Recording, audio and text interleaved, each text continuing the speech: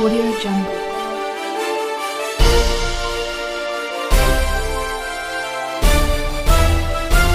Audio Jungle. नमस्कार मित्रों, क्या गई सब ठीक हो। तो आज एक राजस्थान की देशी रियासतों का जो विलय है भारत संघ में, राजस्थान का एकीकरण हुआ था, उससे पहले की जो घटना है एक रोचक तरीके से आज जो है वो तैयार करते हैं। दोस्तों, आपने पढ़ा होगा राजस्थान का जो एकीकरण है ये 1 नवंबर 1956 को पूरा होता है। लेकिन इसी संदर्भ में आज राजस्थान का जो एकीकरण में विलय है, देशी रियासतों का जो विलय है वो कैसे हुआ था, आज इस टॉपिक में जो है स्पेशल राजस्थान को लेकर जो है वो ये आज मैं टॉपिक लेके आया हूँ आपके लिए। इससे पहले आपका इंडियन ज्योग्राफी का पार्ट चल रहा है, लेकिन आज इस राजस्थान के संदर्भ में जो है वो चैप्टर देखेंगे अपन। दूसरी बात, ये चैप्टर जो है आपकी रीट की भर्ती है, पटवार की है, राजस्थान पुलिस की है। विशेषतः इन भर्तियों के लिए जो है ये महत्वपूर्ण चैप्टर है, क्योंकि रीट के सिलेबस में भी आपका एकीकरण का चैप्टर अलग से दे रखा है। तो उसी चैप्टर को अपन पढ़ेंगे तो उससे पहले की जो घटना है वो इस चैप्टर के अंदर आती है। तो आपने जो पढ़ा है उस पढ़ाई के अंदर एक सबसे इम्पोर्टेंट राजस्थान का जो चैप्टर है वो चैप्टर है भारत संघ में देशी रियासतों का विलय। आज इस चैप्टर को देखते हैं दोस्तों। तो निरंतर वीडियो जो है वो देखते रहें और वीडियो को अंत तक देखें ताकि आपको इस भारत की रियासतों के विलय के बारे में जानकारी जो है वो ज़्यादा पता हो। अब आपने पढ़ा होगा भाई विलय के मुख्य नेता कौन थे, उनकी जानकारी भी हम देखेंगे। तो देखो, सबसे पहले तो 1956 के चैप्टर की चर्चा करते हैं दोस्तों। तो लगे रहो वीडियो के ऊपर। देखो दोस्तों, सबसे पहले बात करते हैं, हाँ देखो भाई 1 नवंबर 1956 आपने पढ़ा है दोस्तों अब तक कि 1 नवंबर 1956 को राजस्थान का जब एकीकरण 7 चरणों में पूर्ण हो जाता है, तब राजस्थान का जो क्षेत्रफल है, राजस्थान का जो क्षेत्रफल है वो हो जाता है 128,424 वर्ग मील। याद रखना दोस्तों, ऐसे क्वेश्चन काफी बार एग्जाम में पूछ ले जाते हैं। तो 1 नवंबर 1956 को राजस्थान का जब एकीकरण पूरा हुआ था, उस समय राजस्थान का क्षेत्रफल हो गया था 128,424 वर्ग मील। और यदि आबादी की बात करेंगे, इस समय राजस्थान की आबादी जो है 1.53 करोड़ जो है, ये टोटल आबादी जो है 1956 के अंदर राजस्थान की थी। और प्लस है 18 करोड़ राजस्थान की वार्षिक जो आय है रियासतों के आधार पे। तो 18 करोड़ वार्षिक आय और 1.53 करोड़ आबादी और 128 से 424 वर्ग मील राजस्थान का 1 नवंबर 1956 तक क्षेत्रफल जो है वो तैयार हो चुका था। अब आपने पढ़ा है भाई राजस्थान का जब एकीकरण पूरा हुआ था तो 1 नवंबर 1956 को राजस्थान जो है ये बी श्रेणी के स्थान पर अब कौन सी श्रेणी का राज्य बन गया, तो ए श्रेणी के राज्यों के अंदर राजस्थान कब शामिल हुआ था। तो याद रखना दोस्तों, 1956 को राजस्थान बी श्रेणी के स्थान पे ए श्रेणी का राज्य जो है वो बन गया था। इसके बाद में आपने पढ़ा होगा भाई 1 नवंबर, देखो 22 दिसंबर से लेते हैं। देखो पहले में चैप्टर वो चीज बता रहा हूं ताकि जो आपने एकीकरण पढ़ा है, एकीकरण के दौरान क्या घट और में मुख्य बातें थी वो चीज देख रहे हैं। उसके बाद में इन रियासतों का विलय कैसे होता है वो देखेंगे, इसी चैप्टर के अंदर देखेंगे। चैप्टर थोड़ा लंबा होगा तो आराम से देखते रहो, तुरंत याद करते रहना दोस्तों। तो 22 दिसंबर 1953 को याद रखना है कि भारत में एक आयोग आता है जिसका नाम था राज्य पुनर्गठन। याद रखना दोस्तों, राज्य पुनर्गठन जो आयोग है, ये आयोग जो है आपका 22 दिसंबर 1953 को आता है। न्यायाधीश जो है फजल अली जो है, इस फजल अली की अध्यक्षता में ये आपका राज्य पुनर्गठन आयोग आता है। अभी आपकी एलडीसी लगी थी भर्ती, उस एलडीसी के एग्जाम में ये क्वेश्चन पूछा गया था कि राज्य पुनर्गठन आयोग का अध्यक्ष कौन था, तो फजल अली की अध्यक्षता में आया था आयोग। अब यहाँ इंपोर्टेंट क्वेश्चन क्या बनता है, क्वेश्चन पूछ ले आपसे कि राज्य पुनर्गठन आयोग जो है, इस आयोग के अंदर सदस्य जो है वो कौन कौन से थे। तो मुख्य सदस्यों की बात करेंगे तो इस आयोग का एक मुख्य सदस्य जो था उसका नाम था पंडित हृदयनाथ। याद रखना दोस्तों इस नाम को, पंडित हृदयनाथ कुंजरू। पंडित हृदयनाथ कुंजरू जो है, एक तो ये इस आयोग का सदस्य था और दूसरा जो सदस्य था उसका नाम था सरदार पन्नीकर। याद रखना दोस्तों, सरदार पन्नीकर और हृदयनाथ कुंजरू जो है ये इस राज्य पुनर्गठन आयोग के सदस्य थे। जबकि अध्यक्ष की बात करेंगे तो फजल अली की अध्यक्षता में ये आयोग आता है। आपको याद रखना है दोस्तों कि ये दो नाम इंपॉर्टेंट है। इससे पहले के एग्जाम में ये फजल अली का जो है वो क्वेश्चन अभी एलडीसी के एग्जाम में पूछा गया था। अब देखो आगे, इस आयोग के आधार पर ही कालांतर में जो राज्य है 1956 के अंदर, क्योंकि 1955 में इस आयोग ने अपनी रिपोर्ट दी थी। याद रखना दोस्तों, राज्य पुनर्गठन आयोग की रिपोर्ट 1955 में आती है और इसी आयोग की रिपोर्ट के आधार पर 1956 में राज्य पुनर्गठन आयोग के तहत क्या है, 7वां संविधान संशोधन आता है और उसमें जो श्रेणियां हैं राज्यों की वो समाप्त की जाती है।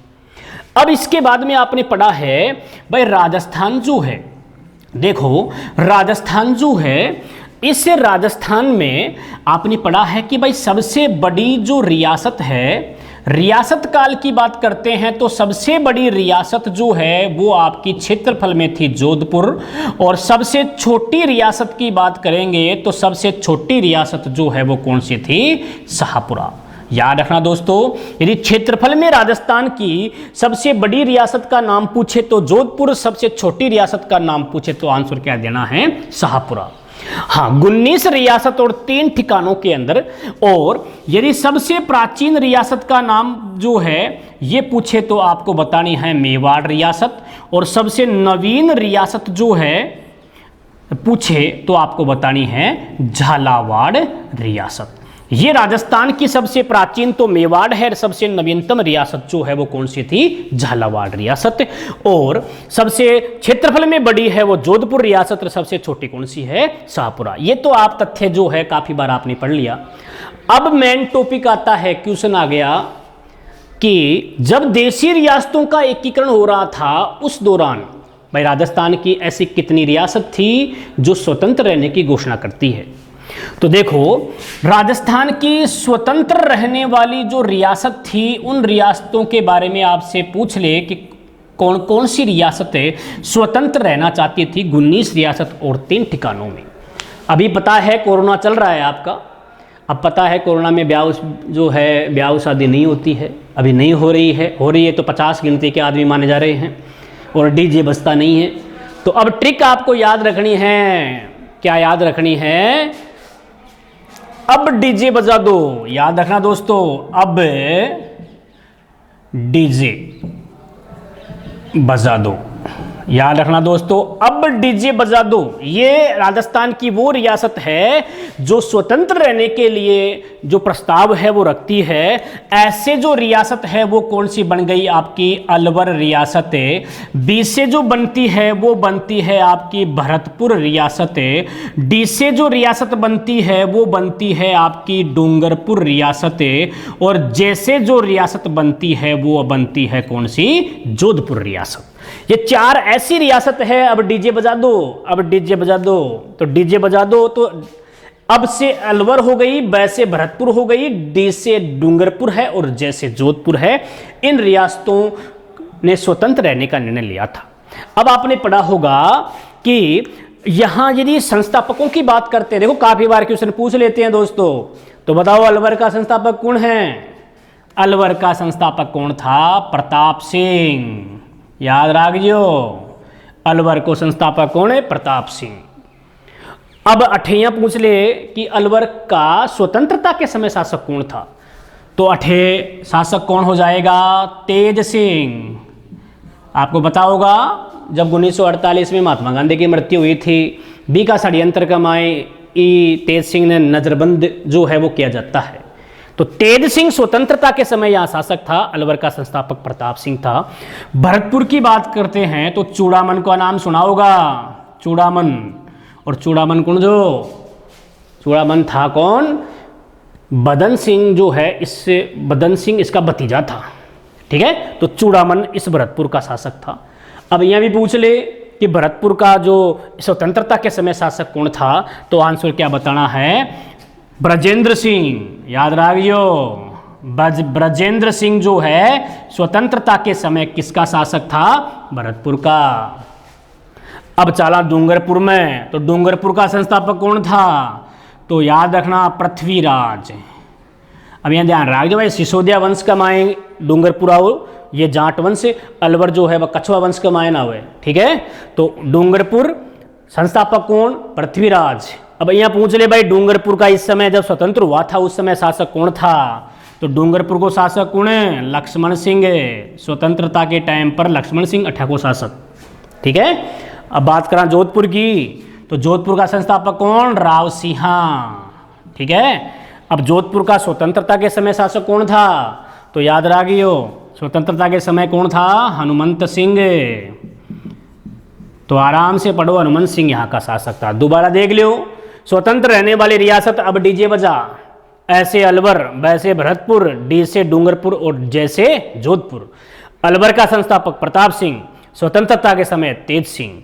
भरतपुर का शासक संस्थापक चूड़ामन है, स्वतंत्रता के समय ब्रजेंद्र सिंह। डूंगरपुर का शासक संस्थापक पृथ्वीराज और स्वतंत्रता के समय लक्ष्मण सिंह, ठीक है। और जोधपुर का संस्थापक राव सिंहा, मारवाड़ का कह दो। और हनुमंत सिंह जो है वो क्या था? यहाँ का स्वतंत्रता के समय शासक। अब यहाँ पूछ ले था ने कि जब संविधान सभा चल रही थी तो संविधान सभा जो है, इस संविधान सभा में मेवाड़ से कौन कौन आता है? भाई मेवाड़ से कौन कौन आओगू? एक तो आपने पढ़ा होगा वो बिजोली आंदोलन के अंदर आपने टी राघवाचार्य का नाम, तो यहाँ याद रखियो कि 2 कैंडिडेट थे बिगमाए। एक तो कौन था? टी राघवाचार्य, याद रखियो। और दूसरा हो गया कौन सा? ओ माणिक्यलाल वर्मा, ठीक है। तो मेवाड़ सो संविधान सभा में कतरा कैंडिडेट? 2। एक तो कौन सो? राघवाचार्य और दूसरो कौन सो? माणिक्यलाल वर्मा। ये तो मेवाड़ सो संविधान सभा कमाए। और बात करा मारवाड़ की, तो याद रखियो मारवाड़ जो है 88 में 2 कैंडिडेट आया। एक तो कौन है? जय नारायण व्यास, एक तो आयो जय नारायण व्यास और दूसरो कौन आयो? हाँ, CS वेंकटाचारी। ये 2 कैंडिडेट कठ्यासू जोधपुर मारवाड़ सू और ये 2 कैंडिडेट कठ्यासू आपका मेवाड़ सू। मेवाड़ सू कौन कौन सा? एक तो टी राघवाचार्य और एक माणिक्यलाल वर्मा, तो मेवाड़। और मारवाड़ की बात कर तो मारवाड़ से कौन कौन सा? एक तो आपका जय नारायण व्यास और दूसरा कौन सा? CS वेंकटाचारी। ये आया संविधान सभा कमाए। बिया ठान ठाए है ही कि संविधान सभा में राजस्थान से कतरा कैंडिडेट आया है? 12। तो याद रहा जो 12 कैंडिडेट राजस्थान का संविधान सभा कमाए, उसमें 4 कैंडिडेट नाम पढ़े आपने। अब देखो आगे, यहाँ स्वतंत्र रहने की रियासत जो है वो डीजे बजा रही है और ये हो गए संविधान सभा के मुख्य जो सदस्य है राजस्थान के मेवाड़ मारवाड़ से आने वाले। अब यहाँ से आगे चलते हैं, ठीक है। अब देखो ये चैप्टर देखा आपने। अब यहाँ से आगे जो है अब होता क्या है, आपने पढ़ा है कि राजस्थान में 19 रियासत 3 ठिकाना। खूब पढ़े आप, खूब देखे हैं आपने, नाम सुने हैं भाई। स्वतंत्रता से पहले कतरा 19 तो रियासत 3 का ही ठिकाना। जी रियासत ने ब्रिटिश सरकार तोहफा की सलामी देती, उस रियासत को क्या कहते? Salute state. और जिन नहीं देती बाकाई नॉन सैल्यूट स्टेट, ठीक है। तो आन तो सैल्यूट यानी कि तोहफा की सलामी देती जना ये सैल्यूट स्टेट होता, और ये 3 ठिकाना आन कोई तोहफा की सलामी कौन देती, ये होगा कहीं नॉन सैल्यूट स्टेट, ठीक है। अब यहाँ पूछ ले क्वेश्चन कि सर्वाधिक, देखो सर्वाधिक है तोहफों की सलामी जो है कौन सी रियासत में मिलती? तो रियासत कतरी 19, तो कतरी तोपों की सलामी 19 मिलती कौन है? तो सबसे प्राचीन कौन सी पड़ी? मेवाड़। हो गया मेवाड़ का महाराणा। तो पहला पॉइंट तो हो गया कौन सा कि राजस्थान के अंदर सर्वाधिक तोपों की सलामी जो है वह कौन मिलती? तो आंसर याद रखना है मेवाड़ के महाराणा को। कतरी तोपा की सलामी 19 तोपा की सलामी और रियासत कतरी ही 19, तो 19 का आधार पर 19 याद रख लियो, ठीक है। अब चला आगे, देखो 17 तोपों की सलामी। 17 तोपों की सलामी जो है 17 तोपों की सलामी और असलामी कत्ती रियासत में मिलती, आ याद रखियो। आ तो एक आ मिलती 8 रियासत। ठीक है, एक तो सीधो याद रह जाएगा भाई 19 रियासत 3 ठिकाना में सबसे ज्यादा तोहफा कौन कने, मेवाड़ कमाए 19 सबसे ज्यादा। ठीक है, और 17 तोहफों की सलामी जो है वह कौन मिलती 8 रियासत। और 8 रियासत जो है वो कौन कौन सी थी, ये आपको याद रखना है। 8 रियासत जो है वो कौन सी थी, देखो बीका, बीका जो कोटा बूंदी में भरेगा जय, याद रखना दोस्तों, बीका जो कोटा बूंदी में भरेगा जय, तो ताए कौन लागो तबे कर नहीं लगेगा। दो एक बार बोल दी जो लाइन याद हो जाएगी। बीका जो कोटा बूंदी में भरेगा जय, तो काहे कौन लागे, कर कौन लागे, आ याद रख जो लाइन। दोबारा बोल रहा हूं, बीका जो कोटा बूंदी में भरेगा जय, तो क्या नहीं लगेगा, करे। तो देखो बीका से कौन सी रियासत है, बीकानेर। जोधा, जो से कौन सी बन गई, जोधपुर। कोटा सु सीधी रियासत को नाम ही देख रहे हो कोटा। अठिन आ गया आपकी कौन सी रियासत है, बूंदी। ओ बरदियो, तो बरसु कौन बरदियो, भरतपुर ने, अब भरतपुर रियासत। और जयते बोलता शुरू से आया वो कौन सी रियासत हो गई, जयपुर।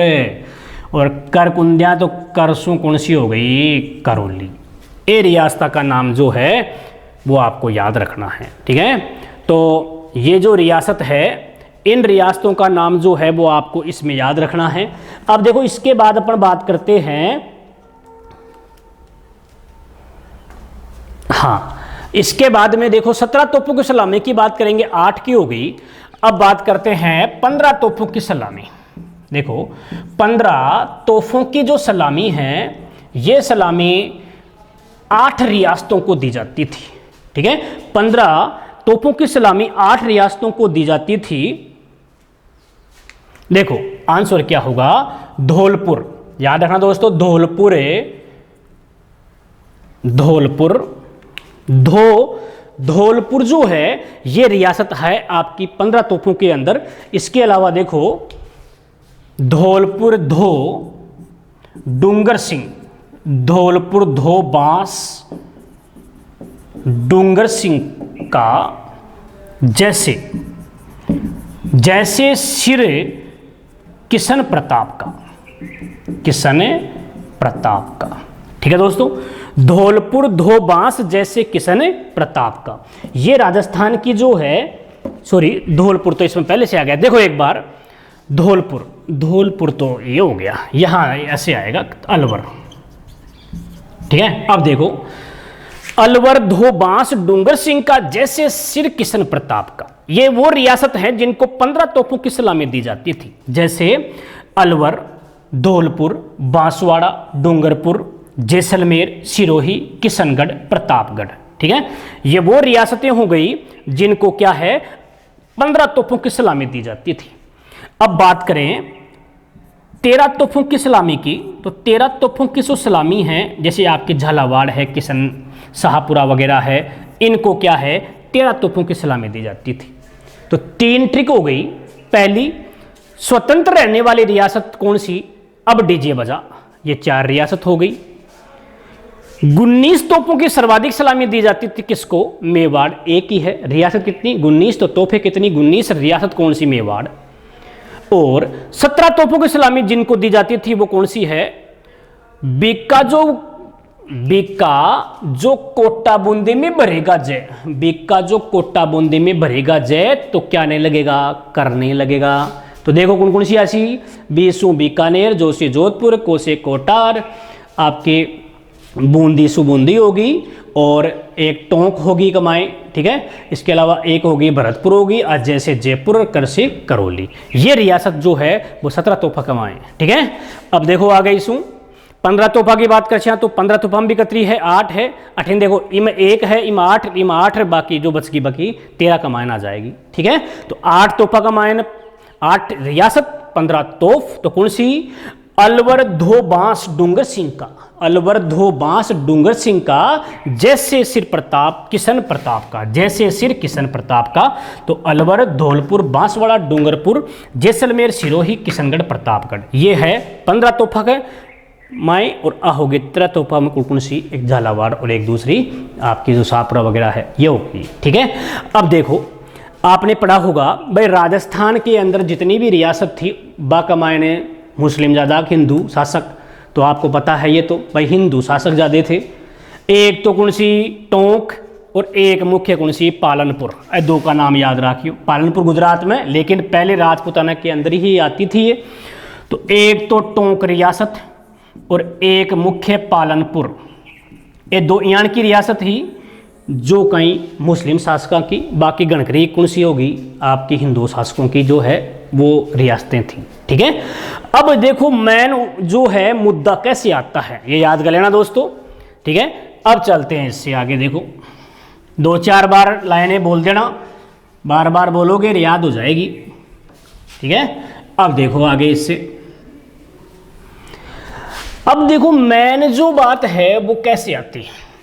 ठीक है, जब भारत स्वतंत्र हुआ था 1947 में, ठीक है, तो 1947 का जो स्वतंत्रता अधिनियम था, इस अधिनियम की एक धारा थी 8 यानी कि स्वतंत्रता अधिनियम 1947 में आता है, ये तो आपको पता है।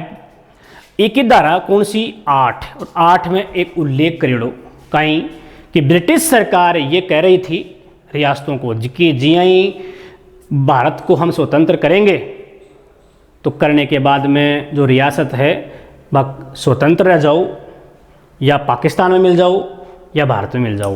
अंग को प्रावधान स्वतंत्रता अधिनियम 1947 की धारा 8 कमाए। ठीक है, अब होता क्या है देखो आगे। अब जब भी प्रावधान हो गया तो आपने पढ़ा देशी रियासतों के एकीकरण में महत्वपूर्ण योगदान एक तो पंडित नेहरू का, एक आपका सरदार पटेल, एक जो है वो है वीपी मेनन। वीपी मेनन, ठीक है, ये मुख्य है जिनमें सरदार पटेल, वीपी मेनन का महत्वपूर्ण योगदान माना जाता है, ये पता है आपको। हाँ, अब देखो बिया पूछ ले कि 15 अगस्त 1947 तक सभी रियासतों का एकीकरण हो गया था। एक तो थे पड़ी जूनागढ़, एक हैदराबाद, एक जम्मू को रियासत का एकीकरण नहीं हुआ था, बाकी गणगरिया को गुजरिया। ठीक है, अब यहाँ से देखो आगे, अब होता क्या है देखो, सबसे पहले 15 जून से स्टार्ट करा, 15 जून 1947। अब वो तो ठंडा है कि चुनाव वगैरह चल रहा है संविधान सभा का, तो अंतरिम सरकार को गठन होगा। तो 15 जून 1947 के अंदर क्या होगा कि अंतरिम सरकार जो है ये क्या है डिसीजन लेना स्टार्ट करती है कि अब एक रियासत का जो एकीकरण है इसका एक विभाग बना दिया अलग से। ऐसा प्रस्ताव की घोषणा जो है वो आपकी अंतरिम सरकार करती है।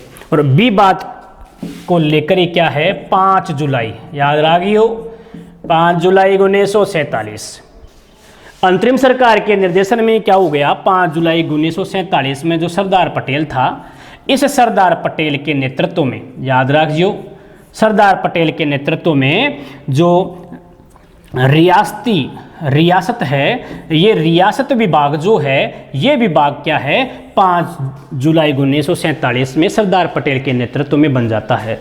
ठीक है, और ये रियासत विभाग को मुख्य सलाहकार कह दो, ये सलाहकार कौन था आपका वीपी मेनन। ठीक है, अब 1800 देखो आगे। अब जब आपने पढ़ा होगा नरेंद्र मंडल, खूब पढ़ाया आपने, 1921 में भी हुआ था। अब स्वतंत्रता के टाइम पे बात कर लेते हैं।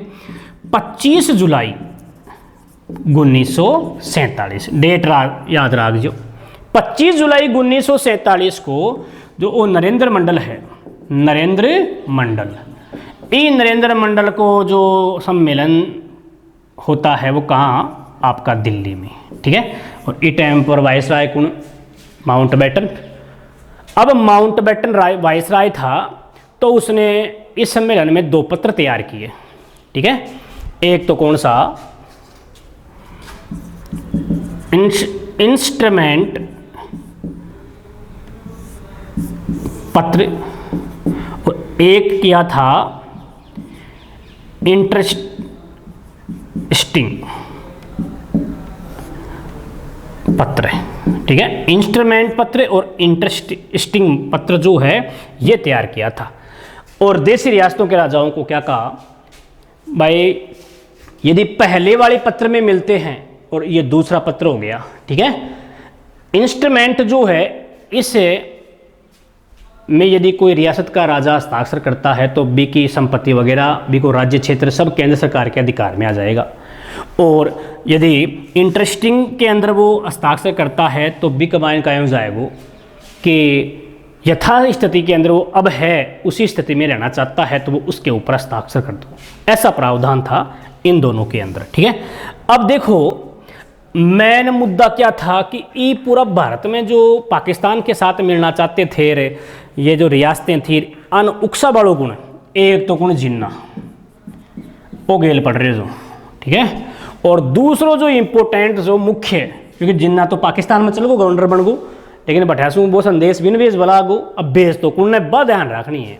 भोपाल, ये भोपाल का नवाब जो है, नवाब एक को नाम याद रख, जो मुख्य जो नेता कह दियो पाकिस्तान में मिलबा को समर्थक कर बाड़ो वही हो नवाब, जिसका नाम था हमीदुल्ला खां, ये था भोपाल का नवाब। सारो षड्यंत्र पाकिस्तान में मिलबा को इको ही हो। और दूसरो राजस्थान को पड़ोसी गुणे आपका ये धौलपुर, और इस धौलपुर को शासक कौन सो उदयभान सिंह। ये दोयान का कैंडिडेट था जो राजस्थान की जो रियासत थी इसको सीधो गलियारो जो पाकिस्तान की ओर बनाना चाहते थे। ठीक है, अब इनका उद्देश्य क्या था, ओ भी कहीं सबकी ओर क्या है, ये धौलपुर का उदयभान सिंह और मेवाड़ ने जो आपके जोधपुर है, आपके जयपुर है, इन सभी रियासतों के राजाओं को इसने पत्र भी लिखा था कि थे ये भारत संघ का मान मत मिलो, आपा तो डायरेक्ट बड़ी पाकिस्तान में एक गली काट देगा और भी गली मिल जाए श्याम भटिंजार पाकिस्तान में। लेकिन उस दौरान आपको पता है मेवाड़ के महाराणा उस समय कौन थे, भोपाल सिंह थे स्वतंत्रता के समय। तो भोपाल सिंह कहीं थे कि ये बात को निर्धारण तो मखा गेल का ही करेगा, अर्थात पूर्वज ही कर गए थे। और क्योंकि शुरू से ही मुगलों के साथ में युद्ध रहा है उनका, तो पहले से निश्चित हो गो। और आज जो मैं डिसीजन लूँगा तो ये डिसीजन जो है वो भारत के पक्ष में ही होगा, अर्थात ये निर्णय तो मेरे पूर्वजों ने पहले ही ले लिया था कि मुझे भारत संघ में मिलना है। यदि इस प्रकार की क्रिया वो करते पूर्वज तो उनके पास में जो हमारी रियासत है वो हैदराबाद के बराबर छोटी सी होती। ऐसी बात कह के भोपाल सिंह ने तो कह दिया स्पष्ट कि भाई मैं कौन मिलूँ पाकिस्तान में, हमारा तो एक ही डिसीजन है कि भारत संघ के अंदर मिलेंगे। ठीक है, तो इस प्रकार इसने उकसाया था उदयभान सिंह ने। मान सिंह को भी कहा था, सेकंड को जयपुर वाले को, हनुमंत सिंह जोधपुर वाले को भी कहा था, लेकिन कोई कुनमानी बात ही की, लेकिन दिमाग में तो कीड़ा उनके भर गया था। अब देखो ये हमीदुल्ला खां क्या चाहता था कि आपका इंदौर है, भोपाल है, इसके अलावा जयपुर है, इसके अलावा मेवाड़ है, जैसलमेर है, जोधपुर है, और रियासतों को एक सीधो गलियारो बनावो चाहो, और उस गलियारे के माध्यम से क्या है वो डायरेक्ट पाकिस्तान में जाके मिल जाए। ऐसा निर्णय जो था ये हमीदुल्ला खां जो भोपाल का नवाब था इसका था। ठीक है सर, अब देखो इसके बाद में क्या होता है कि तो उदयभान सिंह जो था उसने ऐसे प्रयास किए थे पाकिस्तान में मिलने की। अब एक इंपॉर्टेंट क्वेश्चन आता है, कौन सा, कि जब स्वतंत्रता की घोषणा होती है तो पहली रियासत जो भारत में मिलने की घोषणा करती है वो तो जयपुर, लेकिन मिली कौन, बा मिली बीकानेर। और बीकानेर को स्वतंत्रता के समय शासक कौन, शार्दुल सिंह, याद रखियो नाम। बीकानेर रियासत पहली मिली थी जिसका नाम था शार्दुल सिंह। और सबसे एंड में कौन मिली, तो बी को नाम तो ठंड आया कि जो रोड़ा बीच में था वो कौन था, धौलपुर था। और धौलपुर का उदयभान तो एंड तानी बाढ़ देखी कि पाकिस्तान में मिल जावा, खिया भी मिल जावा, लेकिन कौन पार पड़ी। और एंड के अंदर जो रियासत एकीकरण में आती है वह कौन सी होगी, विलय में धौलपुर। और धौलपुर को इस समय शासक कौन है, उदयभान सिंह। तो 18 तक की जानकारी थे देख ली, और आगे की जानकारी जो है वो आगे वाली क्लास में देखेंगे। धन्यवाद।